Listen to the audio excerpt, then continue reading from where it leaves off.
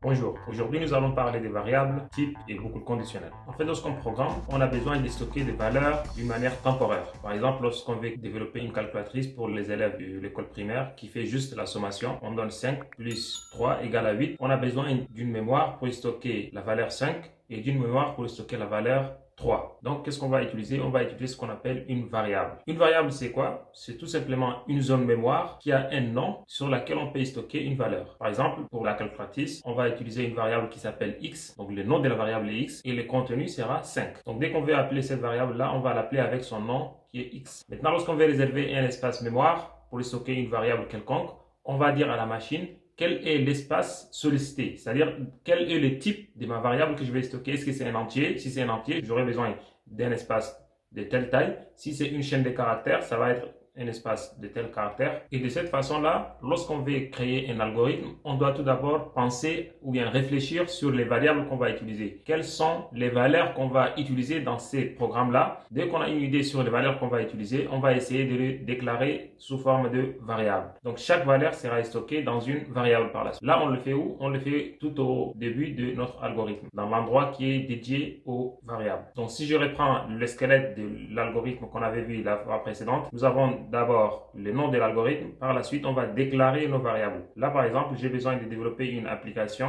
qui permet de faire la sommation entre deux nombres. Donc, je vais déclarer deux variables. Donc, je fais var x et y. De cette manière-là, la machine va me réserver deux espaces, c'est-à-dire deux zones mémoire. Il faut se rappeler que là, on stocke les variables dans la mémoire vive. Maintenant qu'on a déclaré nos variables, dans le corps de notre algorithme, on pourra stocker dans ces variables-là les valeurs qui seront fournies par l'utilisateur, ou bien on peut aussi les utiliser pour stocker des valeurs qu'on va récupérer du disque dur de la machine. Seulement que pour le moment, la machine ne sait pas quel espace mémoire elle va réserver. En fait, on a dit qu'on a besoin de deux variables, mais on n'a pas spécifié quelle est la taille de ces variables-là. En fait, en informatique, on a plusieurs valeurs possibles qu'on peut utiliser. On peut utiliser des valeurs juste vraies ou faux, ou bien on peut aussi utiliser des valeurs entières, ou bien des réels, ou bien des chaînes de caractères, ou bien des caractères tout simplement, ou bien même des objets. Là, pour notre calculatrice, notre cible, c'est les élèves de l'école primaire. Donc, ils vont faire juste la sommation entre des entiers, c'est-à-dire 5 ou bien 6 ou bien 10 ou bien 15, ainsi de suite. Donc, on va déclarer maintenant le type de nos variables. Dans la zone déclaration des variables, on avait écrit déjà var x, y.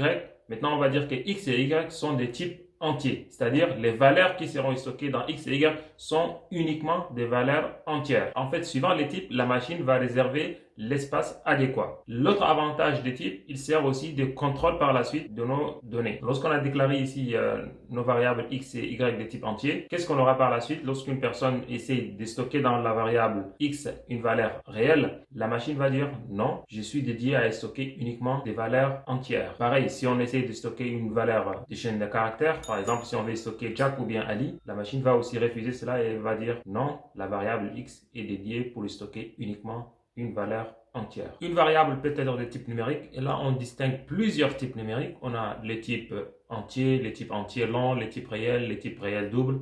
Et en fonction de ces types-là, la machine va nous réserver l'espace adéquat. Par exemple, si on sait que notre variable, la valeur de notre variable est comprise entre 0 et 257, le type entier qu'on va utiliser est le type byte. Mais si on sait que notre variable peut contenir une valeur allant jusqu'à 32 000, ou bien jusqu'à moins 32 000, là, on va utiliser le type entier. Sinon, si c'est plus que cela, on va utiliser le type entier long. Et s'il y a des virgules, on va utiliser le type réel. Et si c'est un type avec des virgules et qui est assez grand, on va utiliser le type réel double. Nous avons aussi le type booléen. Le type booléen, c'est juste une variable qui contient la valeur soit vrai, soit faux. En algorithmique, les types classiques sont constitués de deux grandes familles de types, les types numériques et les types alphanumériques.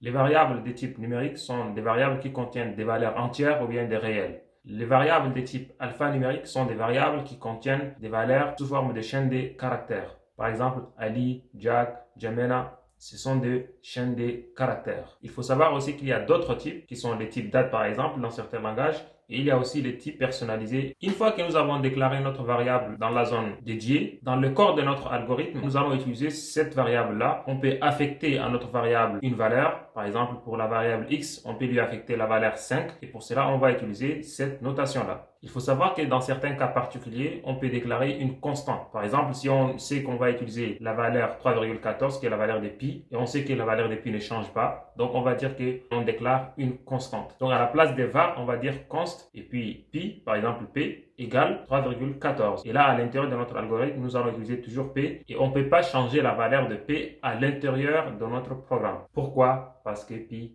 est une constante. On l'a déclaré en haut que c'est une constante. Donc, on ne peut pas changer sa valeur à l'intérieur de notre programme. Par contre, une variable, on peut changer sa valeur à tout moment dans le corps de notre programme. Mais, et surtout, en prenant en compte le type de notre variable. On ne peut pas déclarer une variable de type entière et par la suite y stocker une valeur de type chaîne de caractères ou bien de type réel.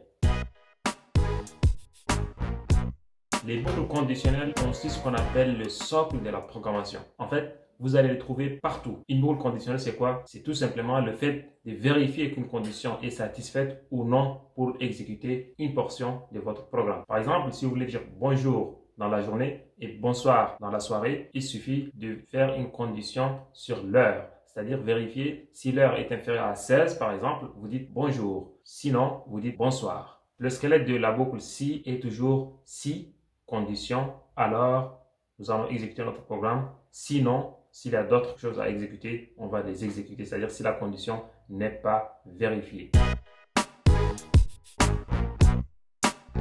Si on aimerait par exemple saluer la personne en lui donnant le jour, par exemple on dit bonjour, aujourd'hui c'est lundi, bonjour, aujourd'hui c'est mardi, suivant le jour. Donc qu'est-ce qu'on va faire? On va utiliser une boucle conditionnelle si. Et dans cette boucle-là, on dit si jour est égal à lundi, bonjour, aujourd'hui c'est lundi. Sinon, si jour égale à mardi, bonjour, aujourd'hui c'est mardi. Sinon, si jour est égal à mercredi, bonjour, aujourd'hui c'est mercredi, et ainsi de suite. Donc là, on remarque qu'on a beaucoup de boucles si, sinon imbriquées. Donc qu'est-ce qu'on va faire? On va utiliser une autre boucle allégée qui s'appelle la boucle selon. En fait, une boucle selon, c'est une spécialisation de la boucle si, c'est-à-dire un cas particulier de la boucle si, dont la condition peut prendre plusieurs valeurs. Là, qu'est-ce qu'on va écrire?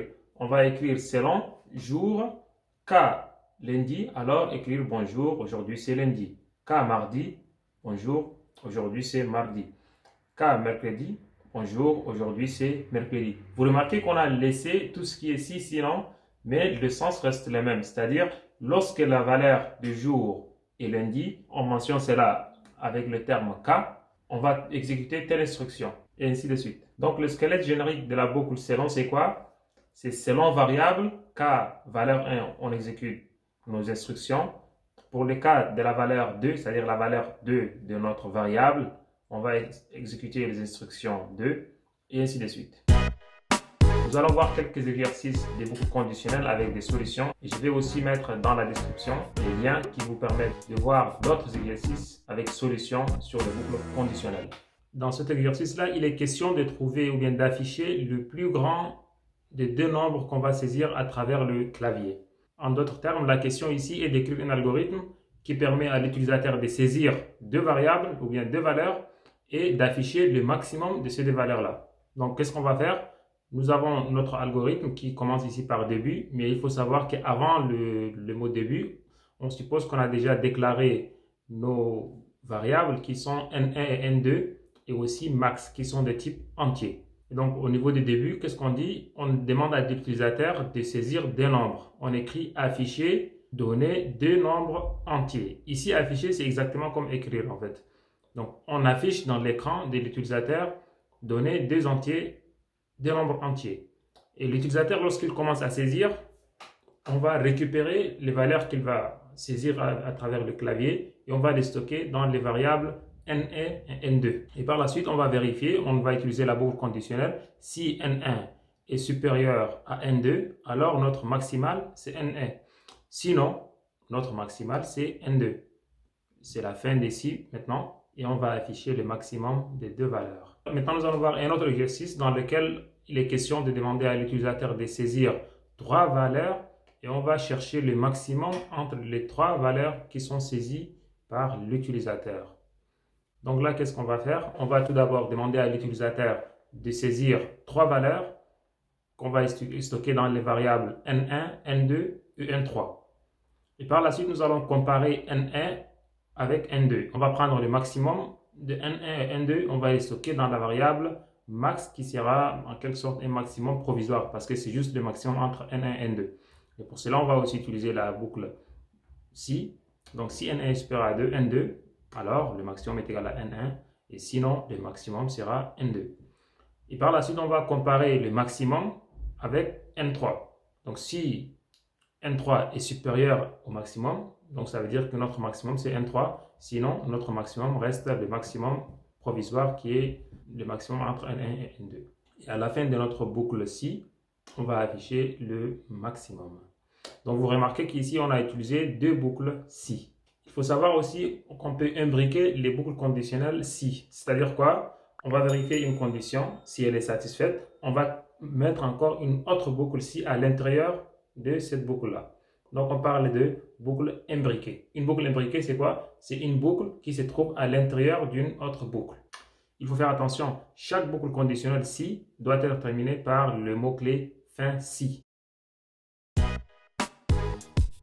Ce qu'il faut retenir, la boucle si consiste à vérifier une condition. Si elle est satisfaite, on va exécuter une partie du code, c'est-à-dire un ensemble d'instructions. Sinon, c'est-à-dire si cette condition-là n'est pas vérifiée, on va exécuter un autre bout de code et puis à la fin, on sort de notre boucle si avec le mot-clé fin si. Donc on a toujours si, sinon, fin si. Il y a des cas particuliers où on n'a pas besoin de faire des instructions si la condition n'est pas vérifiée. Donc on aura juste si et puis fin si. On n'aura pas la partie sinon. Maintenant, si la condition peut prendre plusieurs valeurs, on va utiliser la boucle selon, qui est un cas particulier de la boucle si, mais qui contient plusieurs cas. Comme on l'a déjà dit, l'algorithmique, en fait, c'est un pseudo-langage. Il est compris uniquement par l'être humain. La machine ne peut pas le comprendre. Si vous voulez utiliser la boucle si ou bien selon dans un langage quelconque, tel que Python ou bien C, il faudra utiliser la boucle if. En fait, if est l'équivalent de si. Donc, la boucle sera quoi? If, then, else. Et certains langages n'ont pas le mot-clé then. Vous allez trouver juste if, else. Et la boucle conditionnelle selon en Python et en C, c'est switch. Merci d'avoir regardé cette vidéo introductive portant sur les variables, les types et les boucles conditionnelles. Si vous voulez que je revienne sur certains de ces éléments-là, n'hésitez pas à me laisser des commentaires. Et s'il le faut, je peux faire aussi une vidéo avec un tableau pour traiter 2 ou 3 exercices dans les parties qu'on a déjà vues. Et la prochaine fois, nous allons voir les boucles itératives. Et après cela, nous allons traiter des exercices complets portant sur l'algorithmique. Merci bien une fois de plus et à très bientôt. Ici, c'est Codemaster. Ciao.